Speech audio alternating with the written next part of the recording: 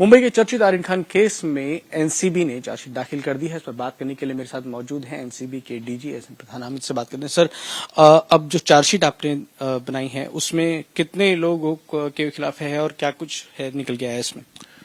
देखिए, 20 लोगों पर इनिशियल एक्विजिशन था। इसमें से 14 लोगों पर पुख्ता सबूत पाए गए और 6 लोगों पर सबूत नहीं पाए गए। इसी आधार पर चार्जशीट 14 लोगों पर किया गया और 6 लोगों को चार्जशीट नहीं किया गया। सर, इन 6 लोगों में अभिनेता शाहरुख खान के बेटे भी हैं, आर्यन खान। किसी व्यक्ति विशेष का नाम मैं नहीं लेना चाहता, लेकिन आप ये पब्लिक डोमेन में है। 14 लोगों पर जिन पर चार्जशीट हुई है उनके नाम भी पब्लिक डोमेन में है। 6 लोगों पर जिन पर नहीं हुए वो भी पब्लिक डोमेन में है। तो इसलिए ये एक हमारे लिए, एनसीबी के लिए एक रेगुलर केस की संज्ञा में आता है और रेगुलर केस के आधार पर पोजेशन मेन मुद्दा था और जिनके खिलाफ ज्यादातर पोजेशन सिद्ध हुआ उन पर कार्रवाई हुई और जिन पर नहीं हुआ वो कार्रवाई नहीं हुई। यानी सर, उनके खिलाफ सबूत नहीं मिले। जो 6 लोग थे उनके पास से ऐसा कोई एविडेंस नहीं हासिल कर पाए आप लोग या साबित कर पाए?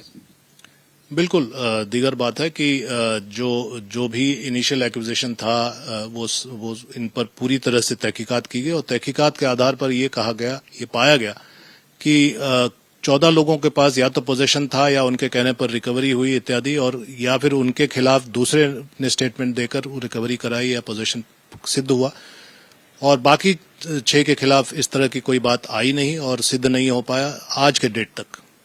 सर, क्या इसमें आने वाले दिनों में आप सप्लीमेंट्री चार्जशीट या कुछ और एडिशनल एविडेंसेस देंगे सर?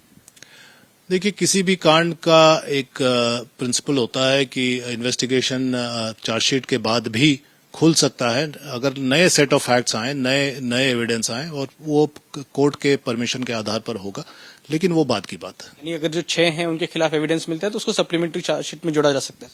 इसकी गुंजाइश रहती है।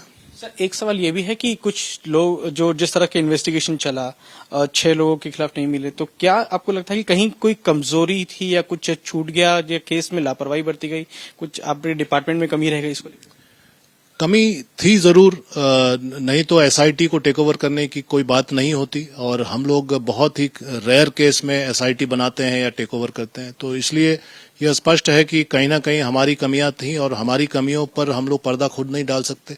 तो इसलिए कार्रवाई जो भी करना है वो उचित कार्रवाई की गई, एसआईटी द्वारा टेक ओवर किया गया, इन्वेस्टिगेशन भी शुरू किया गया और इंक्वायरी भी शुरू की गई। तो क्या उन अधिकारियों के खिलाफ भी कार्रवाई होगी? जो उचित होगा, जिस तरह से दोषारोपण अगर मिलेगा, अगर कुछ कमियां मिलेगी तो अवश्य कार्रवाई होगी। एनसीबी के डीजी एसएन प्रधान, जिन्होंने बताया कि इस केस में 20 में से 14 लोगों के खिलाफ चार्जशीट दाखिल की गई है, जबकि 6 लोगों के खिलाफ कोई सबूत नहीं मिले हैं। कैमरामैन भूपेंद्र रावत के साथ professor Srivastava, ABP news Delhi.